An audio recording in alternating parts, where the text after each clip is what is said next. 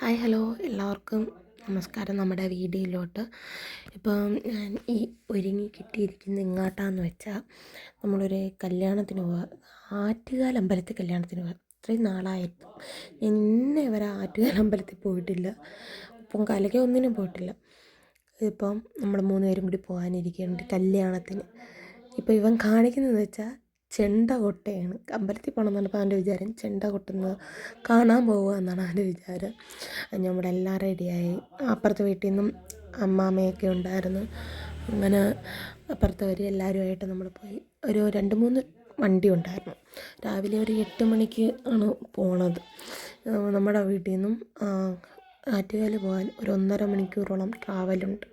എനിക്ക് സാധാരണ ബസ്സിലൊന്നും കയറിയ വോമിറ്റിംഗ് ടെൻഡൻസി കൂടുതലുള്ള ആളാണ്. എനിക്ക് പറ്റത്തില്ല. കുറേ നേരം കഴിയുമ്പോഴത്തേക്കും പാടാണ്. ബസ്സിലൊന്നുമല്ല, ട്രാവൽ ചെയ്യാൻ പാടാണ്.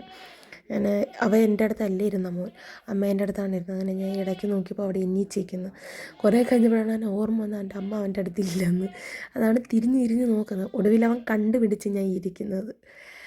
അതാണ് ഇടയ്ക്കിടയ്ക്ക് നോക്കി. പിന്നെ എനിക്ക് ഉറക്കവും വരുന്നു, എന്തുവാണെന്നൊന്നും അറിഞ്ഞുകൂടാ. ഒടുവിലൊരു കുറേ നേരം ഒരു മണിക്കൂർ 1.5 മണിക്കൂർ അടുപ്പിച്ചാവാറായപ്പോഴത്തേക്കും നമ്മൾ ട്രിവാൻഡ്രത്തെത്തി. കറക്റ്റ് ട്രിവാൻഡ്രം പട്ടമൊക്കെ എത്തി. പട്ടം കഴിഞ്ഞെന്ന് തോന്നുന്നു. അപ്പോൾ നമ്മൾ നമ്മുടെ ട്രിവാൻഡ്രം സ്റ്റേഡിയത്തിൽ സ്പോർട്സിൻ്റെ നടക്കുകയാണ്. പിള്ളേർക്കുള്ള കായികമേള നടക്കുകയാണ്. പിന്നെ ഇന്ന് സൺഡേയും കൂടി ആയതുകൊണ്ട് ചർച്ചിലൊക്കെ നിറച്ചും ആൾക്കാരുണ്ട്. 2-3 ചർച്ചുണ്ടല്ലോ ട്രിവാൻഡ്രം. ശരിക്കും ആളുണ്ടായിരുന്നു. കുറച്ചും കൂടി മുമ്പിലോട്ട് RBI റിസർവ് ബാങ്ക് കണ്ടു നമ്മൾ. പിന്നെ എൻ്റെ വോയിസിൻ്റെ ഇടയ്ക്ക് ആട്ടിൻ്റെയൊക്കെ സൗണ്ട് വരും. അത് നിങ്ങളൊന്ന് ഇച്ചിരി മൈൻഡ് ആക്കരുത്. കാരണം ഞാൻ റൂമിലിരുന്നാണ് വോയിസ് ഓവർ ചെയ്യുന്നതെങ്കിലും പുറത്തെ നോയ്സും കൂടി കയറി വരുന്നുണ്ട്. അതുകൊണ്ട് ഒന്ന് മൈൻഡ് ആക്കല്ലേ. പിന്നെ അത് കഴിഞ്ഞ് കുറച്ചും കൂടി ഫ്രണ്ടിലോട്ട് പോയപ്പോൾ നമ്മൾ റീച്ചായി, ആറ്റുകാൽ അമ്പലത്തിലെത്തി. അത് കഴിഞ്ഞ് പിന്നെ നമ്മൾ അമ്പലത്തിൽ അടുത്താണ് ഓഡിറ്റോറിയം എങ്കിലും നമ്മൾ അമ്പലത്തിലും കൂടി കയറാതെ പോകുന്ന നേരെ വന്ന് കാണുമ്പോഴത്തേക്കും നമ്മൾ ഇതാണ് കണ്ടത്, നാരങ്ങ വിളക്കോ, ഇതിനങ്ങനെ തന്നെ പറയുന്ന തന്നെ തോന്നുന്നു, നാരങ്ങ വിളക്കെന്നല്ലേ. അത് കണ്ടു. ശരിക്കും നേർച്ച കണക്ക് ശരിക്കും ആൾക്കാർ ചെയ്യണം. പിന്നെ ഫോൺ ഉള്ളിൽ അലൗഡല്ലാന്ന് കൊണ്ടുപോയില്ല. അത് കഴിഞ്ഞ് പിന്നെ ഫോൺ ഓണാക്കുന്നത് സദ്യേൻ്റെ മുമ്പിൽ വെച്ചാണ്. കുറേ കറികളൊക്കെ ഉണ്ടായിരുന്നു. 14 കൂട്ടം കറിയും 2-3 പായസം ഉണ്ടായിരുന്നു. പിന്നെ ഫുഡ് കഴിക്കുന്നതൊന്നും എടുക്കാൻ പറ്റിയില്ല. ചോറ് വരുന്ന പായസത്തിൻ്റെ ഒന്നും എൻ്റെ മകൻ എൻ്റെ കയ്യിലാണ് ഇരിക്കുന്നത്. അതുകൊണ്ട് പാടായിരുന്നു. അവന് ഞാൻ കർച്ചീഫൊക്കെ കഴുത്തി ബാൽക്കണിയിൽ വന്നിരുന്നാണ് കാണുന്നത്. അപ്പോൾ ഗാനമേള ഉണ്ടായിരുന്നു.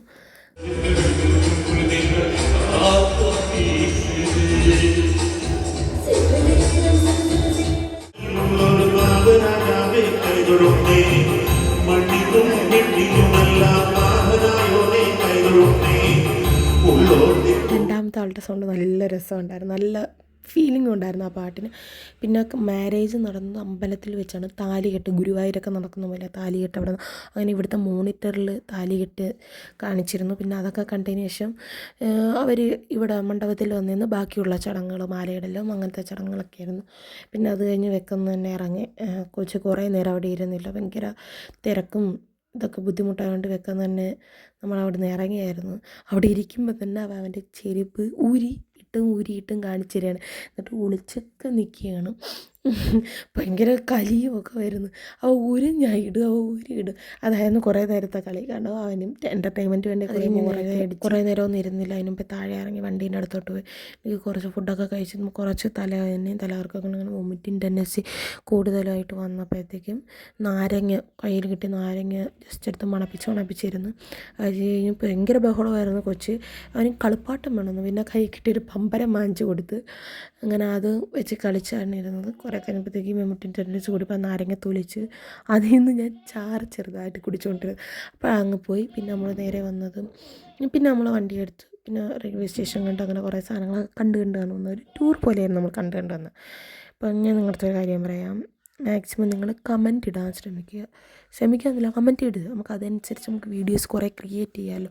നിങ്ങളുടെ കമൻറ്റ് കാണുമ്പോഴല്ലേ നമുക്ക് സപ്പോർട്ട് മനസ്സിലാവത്തുള്ളൂ. നിങ്ങൾ കമൻറ്റ് ഇടുക. കൂടുതൽ കമൻറ്റ് ഇട്ടാൽ നമുക്ക് അതനുസരിച്ച് നിങ്ങൾക്ക് എന്തെങ്കിലും വീഡിയോസിൽ ചേഞ്ചസും പിന്നെ അങ്ങനെ എന്തെങ്കിലുമൊക്കെ തോന്നുകയാണെങ്കിൽ മാക്സിമം നിങ്ങൾ കമൻറ്റിലൂടെ അറിയിക്കുന്നത്. അങ്ങനെ കമൻറ്റ് ഇടുക.